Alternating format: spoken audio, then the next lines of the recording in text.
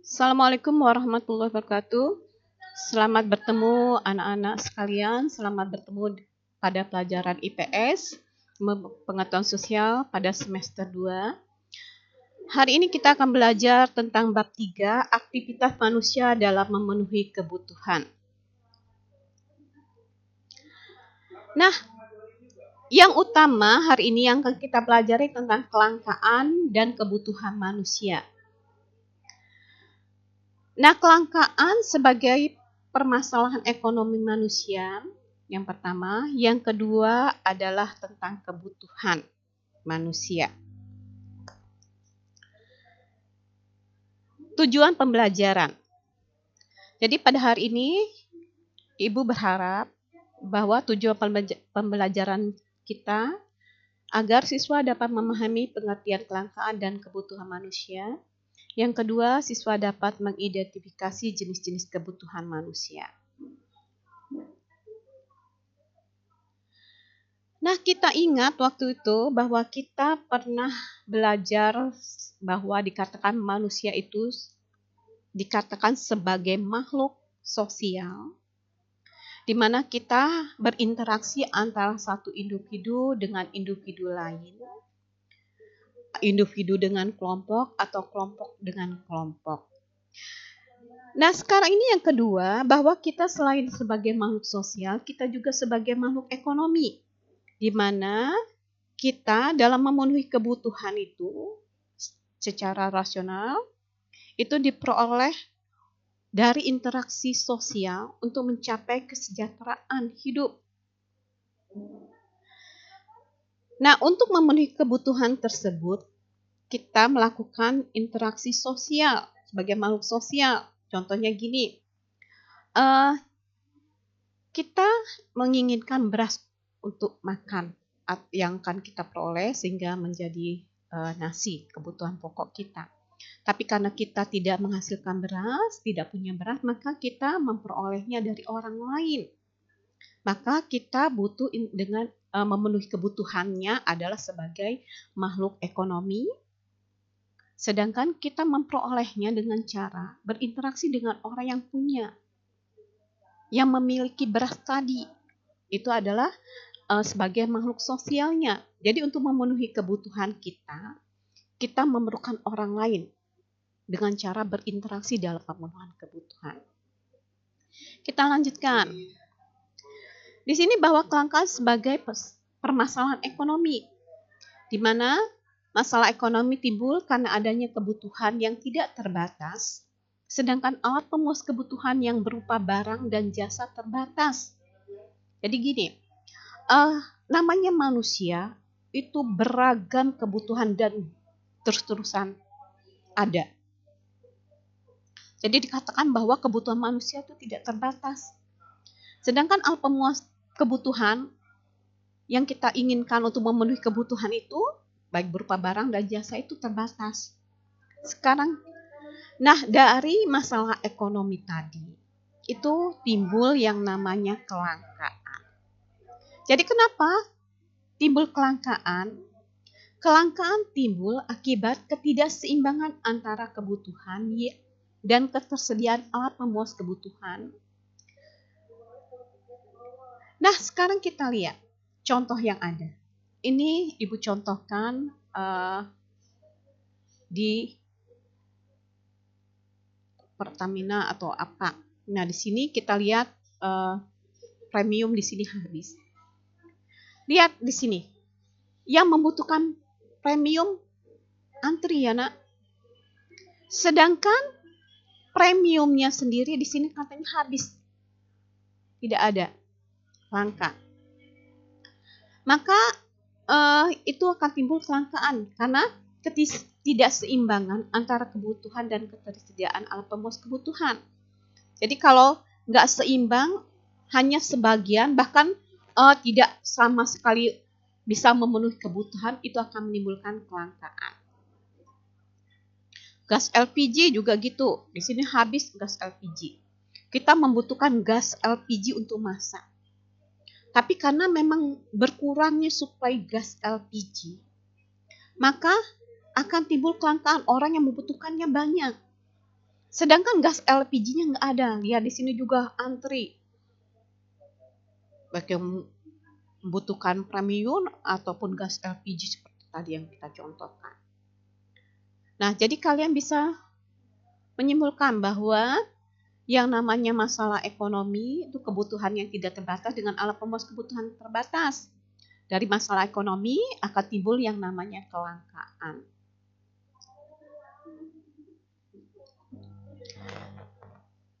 Nah, kita lihat juga ada yang namanya perbedaan. Kita biasanya memenuhi kebutuhan apa sih? Dengan yang namanya keinginan. Jadi, di sini akan terlihat kalian ingin sesuatu barang. Beda dengan kita membutuhkan suatu barang. Nah, di sini ada perbedaan antara keinginan dengan kebutuhan. Sekarang kita lihat keinginan. Yang dimaksud dengan keinginan adalah hasrat yang timbul di dalam diri manusia, yang jika tidak terpenuhi tidak mempengaruhi kelangsungan hidup. Contoh, kalian ingin yang namanya buku. Membaca buku, misalnya kebiasaan kalian baca buku cerita atau buku novel. Tapi itu kan keinginan, jadi hasrat. Tapi kalau tidak terlaksana, yang tidak akan berpengaruh apa-apa bagi kelangsungan hidup kalian. Berbeda dengan kebutuhan. Kebutuhan hasrat yang timbul dalam diri manusia yang tidak terpenuhi dalam memenuhi dapat mempengaruhi kelangsungan hidup. Jadi hasrat yang timbul dalam diri manusia yang jika tidak terpenuhi dapat mempengaruhi kelangsungan hidup. Contoh, pada waktu kita sakit, kira-kira apa yang kita butuhkan? Tentu obat. Nah, itu adalah kebutuhan yang harus kita penuhi. Jika nggak terpenuhi, maka akan mempengaruhi kelangsungan hidup. Bisa jadi ya sakit kita makin parah. Bahkan bisa juga meninggal dunia. Nah, makan juga demikian. Orang yang lapar butuh makan. Jadi kalau tidak terpenuhi makanan tadi, ya tentu akan mempengaruhi kelangsungan hidup dia. Bisa orang tuh pingsan, bisa juga meninggal dunia. Jadi kalian bisa membedakan antara keinginan dan kebutuhan. Nah, kita lihat sekarang macam-macam kebutuhan manusia. Yang kita akan pelajari adalah yang pertama, kebutuhan menurut tingkat kepentingan. Kedua, kebutuhan menurut waktunya. Ketiga, kebutuhan menurut sifat. Dan keempat, kebutuhan menurut subjeknya. Sekarang kebutuhan menurut tingkat kepentingan atau intensitasnya. Nah, kebutuhan menurut kepentingannya terbagi. Yang pertama adalah kebutuhan primer. Apa sih yang dimaksud dengan kebutuhan primer? Nah, kalian bisa lihat di sini gambarnya ada pangan, ada papan, ada sandang, ada. Itu kan? Jadi kebutuhan primer itu apa? Kebutuhan primer adalah kebutuhan yang harus dipenuhi jika tidak terpenuhi dapat mengganggu kelangsungan hidup. Seperti tadi yang Ibu katakan. Bahwa yang namanya kita butuh makan loh. Bila kita tidak makan, pangan ini ya akan mempengaruhi kelangsungan hidup manusia. Selanjutnya, sandang, begitu. Sandang, pakaian. Ya juga akan mempengaruhi kelangsungan hidup. Kenapa berpengaruh? Ya pasti orang tanpa berpakaian yang nggak akan bisa bersosialisasi dengan yang lain. Dia nggak bisa kemana-mana gitu kan. Pasti akan mempengaruhi hidup dia. Itu juga papan. Papan di sini, perumahan. Jadi setiap orang pasti membutuhkan tempat tinggal. Gunanya untuk apa? Ya beristirahat, melepaskan lelah. Nah, ini adalah kebutuhan primer dan yang paling utama, sandang, pangan, dan papan. Kedua, kebutuhan sekunder. Kebutuhan sekunder adalah kebutuhan yang terpenuhi setelah kebutuhan primer terpenuhi. Nah, contoh ini yang kalian lihat di sini. Apa ini? Ya, permainan. Ini adalah kebutuhan sekunder. Ada TV di sini kan, DVD, segala banyak foto dan sebagainya macam. Itu adalah kebutuhan sekunder. Jadi setelah kebutuhan primer terpenuhi. Lanjut, kebutuhan tersier atau kebutuhan barang mewah. Kebutuhan barang mewah adalah kebutuhan yang dipenuhi setelah kebutuhan primer dan sekunder terpenuhi. Jadi setelah kedua kebutuhan yang pertama tadi terpenuhi, baru kita membutuhkan kebutuhan tersier atau kemewahan. Lihat di sini, jam tangan merek yang bagus gitu kan. Ini kalung, ya motor, mobil, ini adalah kebutuhan tersier, jadi kebutuhan kemewahan. Setelah kebutuhan, yang dua kebutuhan tadi terpenuhi. Selanjutnya kebutuhan menurut sifat. Kebutuhan menurut sifat terbagi menjadi kebutuhan jasmani dan kebutuhan rohani. Apa sih yang dimaksud dengan kebutuhan jasmani? Kebutuhan jasmani adalah kebutuhan yang bersifat memberi kepuasan pada badan atau jasmani. Contoh, Ibu contohkan. Orang makan atau minum berpengaruh nggak terhadap jasmani? Ya tentu berpengaruh. Kalian makan minum itu apa? Untuk pertumbuhan badan kalian kan, supaya sehat. Bukan? Biar tumbuh besar. Dari kecil kalian bisa masuk SMP sekarang karena ada makanan tadi dan minuman tadi. Itu kebutuhan jasmani. Di sini berolahraga. Berolahraga juga pasti akan mempengaruhi kebutuhan jasmani. Olahraga, ya fisik kalian, berpengaruh pada fisik, tinggian, kesehatan gitu kan. Istirahat juga gitu. Istirahat setiap orang pasti akan berpengaruh pada jasmani. Kesehatan dan obat bagi yang sakit. Obat bagi yang sakit pasti akan berpengaruh pada jasmani karena menyembuhkan badan kita. Yang kedua, kebutuhan rohani. Apa sih yang dimaksud dengan kebutuhan rohani? Tadi tubuh, sekarang rohani. Jadi jiwa ya, berpengaruh pada jiwa roh kita.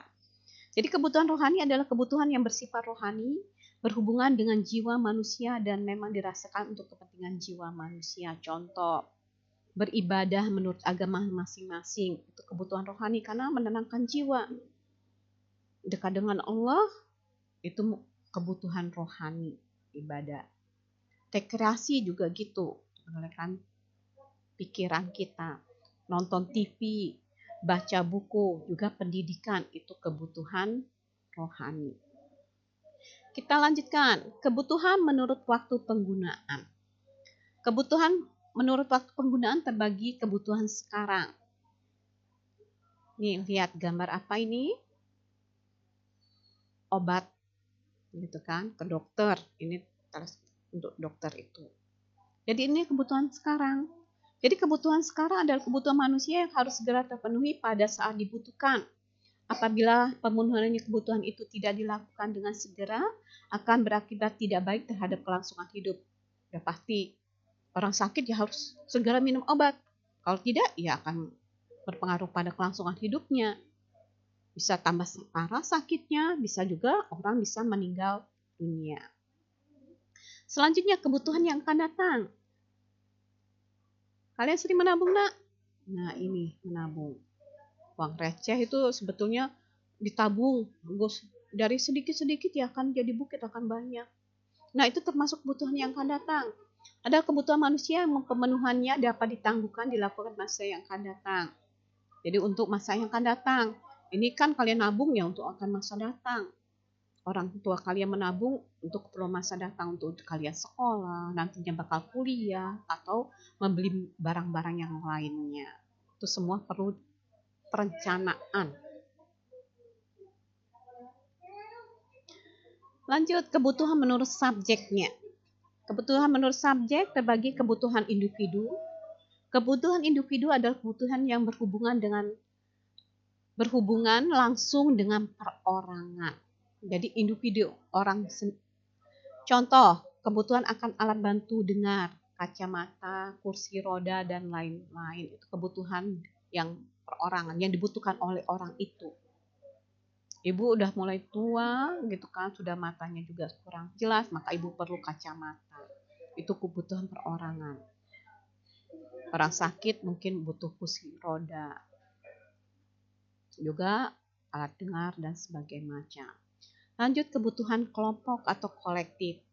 Kebutuhan kelompok atau kolektif, kebutuhan yang dirasakan oleh kelompok orang secara bersama-sama dan pemenuhannya juga dilakukan secara bersama-sama.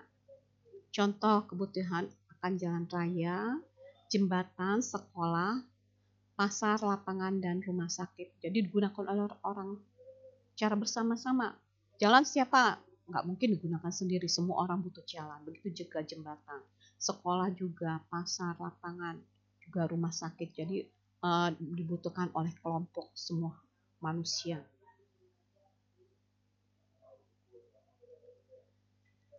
Nah, anak-anak, sebelum kita masuk pada soal, Ibu akan mengingatkan sedikit bahwa kita manusia itu adalah makhluk yang tidak pernah puas. Kenapa tidak pernah puas? Karena kita ingin satu, menginginkan yang lain juga. Jadi bila kebutuhan yang pertama sudah terpenuhi, kita pasti akan menginginkan kebutuhan yang lain juga kita penuhi. Tidak pernah puas misalnya gini, kalian punya pakaian satu atau sepatu satu, pasti pengen juga lagi yang lain. Udah tuh pengen lagi yang lain.